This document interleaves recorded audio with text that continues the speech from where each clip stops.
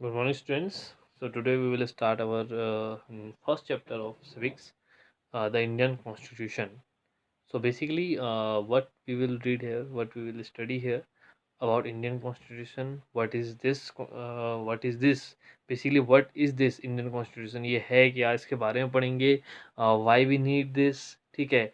और इसके कुछ exceptions होंगे, वो भी हम इसके बारे में देखेंगे. हो सकता है कुछ articles, maybe we will discuss about articles if we require only that. Otherwise I will not introduce articles here.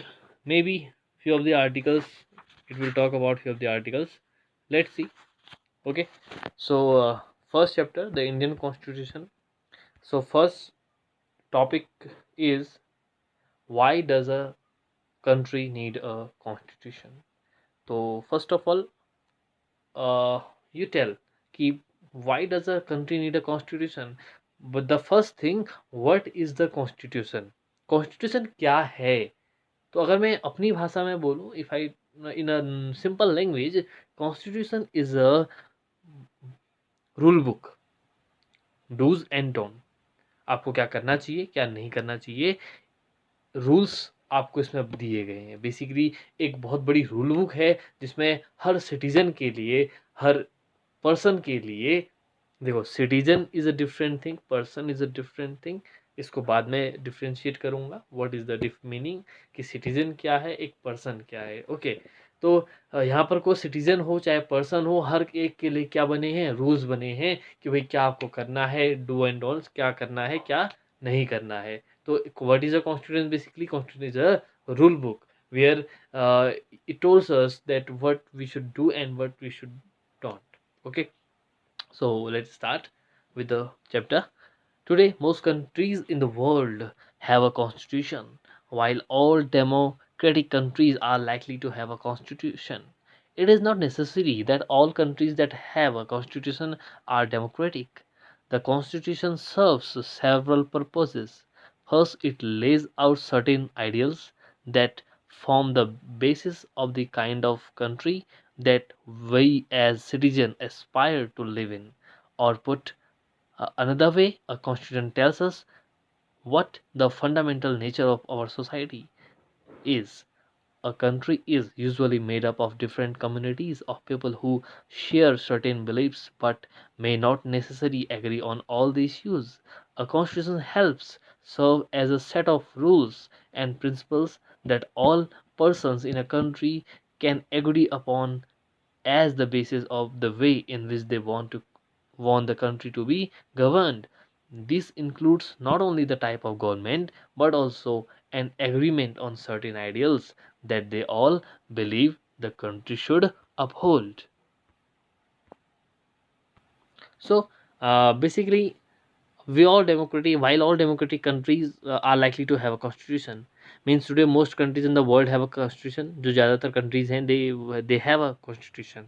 And while all democratic countries are likely to have a constitution, it is not necessary that all countries that have a constitution are democratic.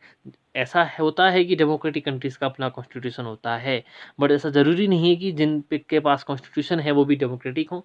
अब बात है कि democratic means क्या होता है. Democratic means होता है जहाँ पर अपना लीडर खुद चुनते हैं. Okay. We choose our leader, like in India जो हमारा लीडर है हम उसको खुद चुनते हैं, तो that means we are democratic countries. Okay. The constitution serve several purposes. Obvious है, कॉन्स्टिट्यूशन तो हमारे लगभग लगभग सारी विशेष पूरी करता है जो जो हम चाहते हैं as a citizen, as a person. First, it lays out certain ideals that form the basis of the kind of country that we as citizens aspire to live in. सबसे पहले कॉन्स्टिट्यूशन क्या है कि एक हम जो चाहते हैं, हम जैसा हम चाहते हैं कि कैसा देश होना चाहिए, कैसा रूल्स होने चाहिए. सबसे पहले हम उस बात को देखते हैं कि पहला ये जो बेसिकली कॉन्स्टिट्यूशन है कि ये उन आइडियल्स को बनाता है जिसके बेसिस पे कोई भी सिटीजन चाहता है कि ऐसा होना चाहिए. मतलब ऑब्वियस है ना, जो कॉन्स्टिट्यूशन बनाया वो कुछ पर्सन्स थे, ग्रुप ऑफ पर्सन थे, ठीक है, उन्होंने बनाया. वो जानते थे कि इंडिया के सिटीजन्स क्या चाहते हैं, वो किस तरह से लिव इन चाहते हैं, कैसे रहना चाहते हैं देश में, उनको क्या राइट्स होने चाहिए, वो जानते थे. तो उन्होंने उसी हिसाब से क्या किया, कॉन्स्टिट्यूशन को फ्रेम किया. Or put another way, a question tells what the fundamental nature of our society is. And another way question बताता है कि what the fundamental nature of our society. Basically both the meanings are same. इसका पहली बात इसने कही कि लोग क्या चाहते हैं, कैसे उसको फ्रेम करना चाहते हैं, ये हमको पता चलता है। और दूसरा ये नेचर, सोसाइटी का नेचर बताया, it tells about nature of society. तो both the things are same. Okay, a country is usually made up of different communities of people who share certain beliefs but may not necessarily agree on all issues. We all know in our society we shares many beliefs, but it is not necessary we agree on everything. हम जानते हैं हमारी society में there are many religions, there are many beliefs, there are many caste, सब caste। हम basically हम बहुत सारी चीज़ों में क्या होते हैं, we just believe on one statement, but it is not every time necessary that we will believe on the same statement. Okay, तो ऑब्वियस है कि इश्यूज बनेंगे, बहुत सारे इश्यूज ऐसे होंगे जिसमें हम सेम स्टेटमेंट नहीं दे सकते, कहीं पर हम एग्री करेंगे, कहीं पर डिसएग्री होंगे। Question help serve as a set of rules and principle that all persons in a country can agree upon as the basis of the way in which they want the country to be govern. तो ये constitution क्या करता है, एक उनको rule book देता है जिसकी वजह जिससे उनको हेल्प मिले कि वो कैसे एक दूसरे के इश्यूज पे क्या कर सकें, एग्री कर सकें। ठीक है, कैसे उनको गवर्न किया जाए, एक तरह का सेट ऑफ रूल है। This includes not only the type of government but also an agreement of certain ideals that they all believe the country should uphold। और ये सिर्फ ये नहीं है कि इसमें सिर्फ ये नहीं बताया गया कि गवर्नमेंट किस तरह की होगी, कैसे गवर्न करेगी, और ये भी बताया गया है कि वो कौन से आइडियल्स होने चाहिए जो हम सब लोग क्या करेंगे, उन आइडियल्स को शेयर करेंगे, और जिससे क्या होगा, हमारे कंट्री को हम सेफ रख पाएंगे या फिर उसकी रक्षा कर पाएंगे। बेसिकली ऑब्वियस है ना, there are many, if I talk about fundamental duties we have. Articles की बात करेंगे तो 51A, आर्टिकल 51A में हमको फंडामेंटल ड्यूटीज़ के बारे में बताया गया है। वहाँ पे बताया है कि एक एज अ सिटीज़न हमारी क्या ड्यूटीज़ हैं, जिससे हम अपने देश को क्या कर पाएँ, सेव कर पाएँ। अपने देश में जितने भी हमारे जो मॉन्यूमेंट्स हो सकते हैं या फिर नेचर हो सकता है, उसको कैसे बचा पाएंगे, कैसे सेव कर पाएंगे। और हमको उसी में ये भी बताया गया है पार्ट 3 में, कॉन्स्टिट्यूशन के पार्ट 3, फंडामेंटल राइट्स, आर्टिकल 12 से 35। तो later on we will discuss about it. ठीक है, कि कौन से आर्टिकल में क्या है। तो हमको ये भी बताया गया है कि हमको कैसे रहना है, हमको कौन से राइट दिए जा रहे हैं। आर्टिकल 12 to 35 में हमको ये बता रखा है। आर्टिकल 51 में ये भी बता रखा है कि फंडामेंटल ड्यूटीज़ हमारी क्या हैं। ठीक है, तो कॉन्स्टिट्यूशन सिर्फ ये नहीं है कि हमको कैसे गवर्न किया जाना है, सिर्फ इतना ही नहीं है, इसमें ये भी बताया गया है कि हमारी क्या फंडामेंटल ड्यूटीज़ हैं। ठीक है, there are two things, fundamental rights and fundamental duties. Fundamental rights जो हमारा अधिकार है, whatever we got rights. And duties मतलब क्या होता है कि वो ड्यूटी है एक तरह की। बेसिकली हर कोई इसको पूरा तो नहीं करता है, लेकिन उसको बताया कि भाई ये आपकी ड्यूटी है, आपको ऐसा करना चाहिए, यू शुड डू। वहाँ पर कोई लेकिन कोई फोर्स नहीं लगा सकता। बट फंडामेंटल राइट्स क्या है, वो हमारे हैं। हम अगर कोई हमको फंडामेंटल राइट्स गेन नहीं करने दे रहा, उसको यूज़ नहीं करने दे रहा, so we can do something about it. But for fundamental duty, if someone is not doing, someone is not paying his duty or her duty, we cannot do anything.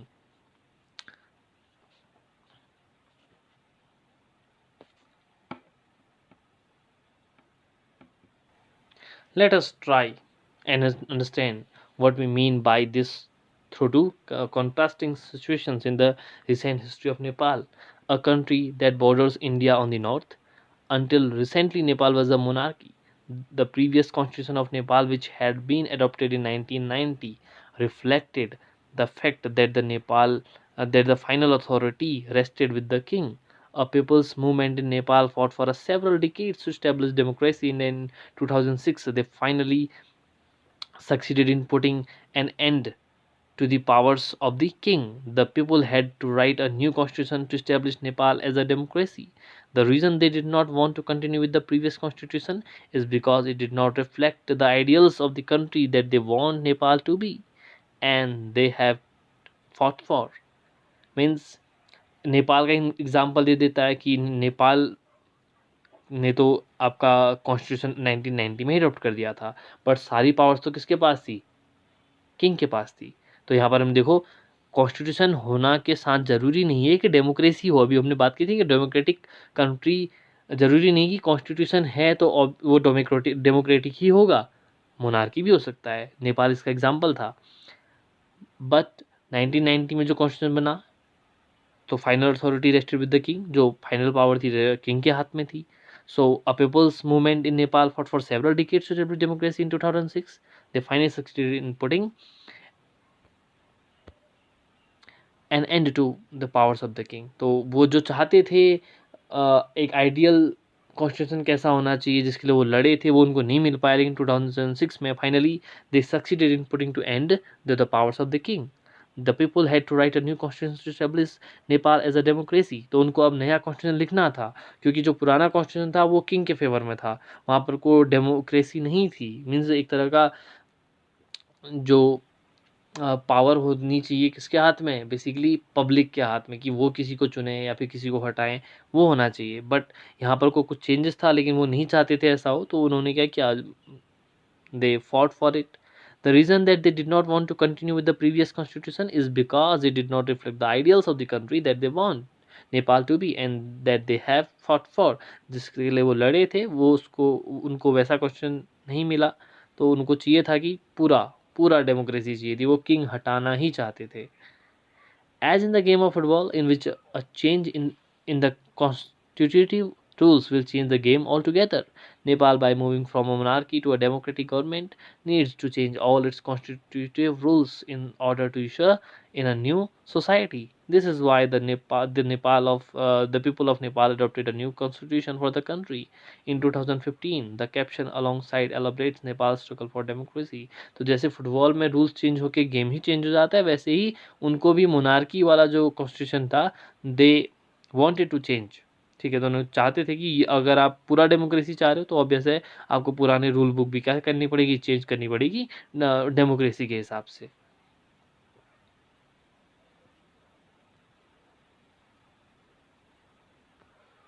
The second important purpose of a constitution is to define the nature of a country's political system.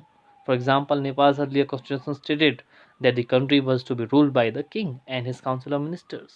In countries that have adopted a democratic form of government or polity, the constitution plays a crucial role in the laying out certain important guidelines that govern decision making with these societies.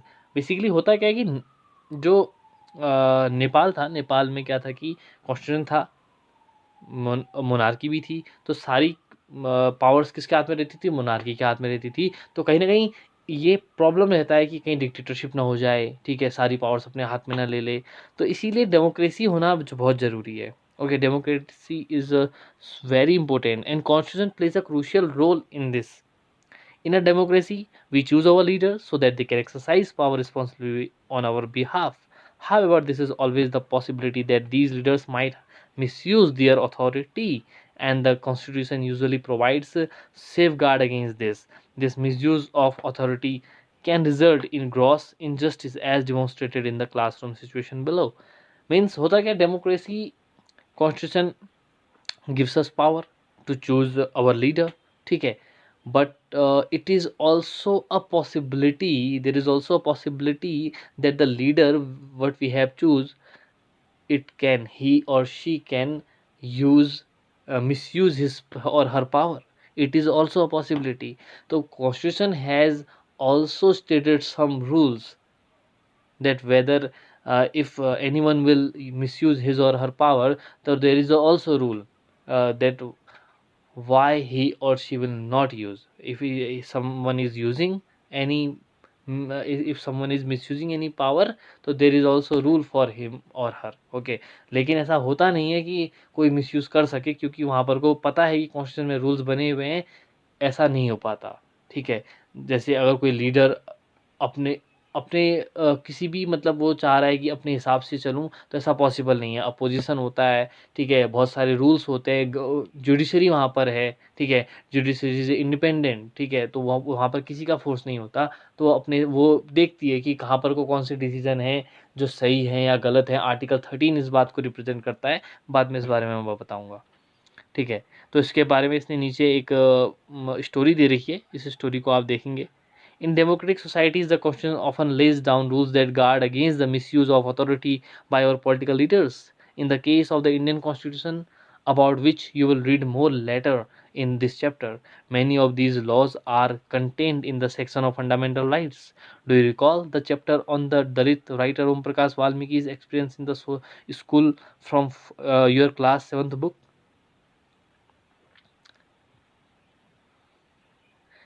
In that chapter, we talked about the discrimination Om Prakash faced because he was a Dalit. You read about the Indian Constitution guarantees the right to equality to all persons and says that no citizen can be discriminated against on the ground of religion, race, caste, gender, and the place of birth. The right to equality is one of the fundamental rights guaranteed by the Indian Constitution. तो आपने तो पढ़ा ही था class 7 में दलित writer Om Prakash Valmiki कैसे उसने school में discrimination face किया। ठीक है, तो ये चीज़ें ना हो इसके लिए कॉन्स्टिट्यूशन में क्या बनाए गए, रूल्स बनाए गए। आर्टिकल नंबर 15 ये बताता है कि the right to equality all to all persons says that no citizen can be discriminated against on ground of religion, race, caste, gender and place of birth। In basis पे आप किसी भी person के साथ क्या नहीं कर सकते, डिस्क्रिमिनेट नहीं कर सकते। Article number 15। Okay, another important function that a constitution plays in a democracy is to ensure that a dominant group does not use its power against other less powerful people or groups। The storyboard below demonstrate one such situation in the classroom। इसमें ये बताया गया कि कैसे अगर हो सकता है जो ज़्यादा पावरफुल लोग हैं वो लेस पावरफुल लोगों पे क्या करें, उनको उनके ऊपर डोमिनेंट हो जाए। तो इसके लिए भी वहाँ पर क्या बने हुए हैं, रूल्स बने हुए हैं। तो this situation also you will read about it.